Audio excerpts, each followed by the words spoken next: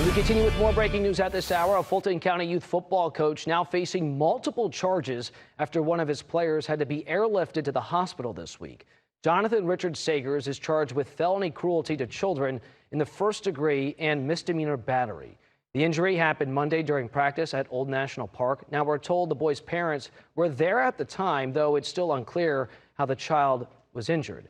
Thankfully, the boy has been released from the hospital, but the extent of his injuries required him at the time to be flown to a trauma center. Sagers was taken into custody that night on unrelated outstanding warrants for possession of a weapon, for drugs, and driving on a suspended license.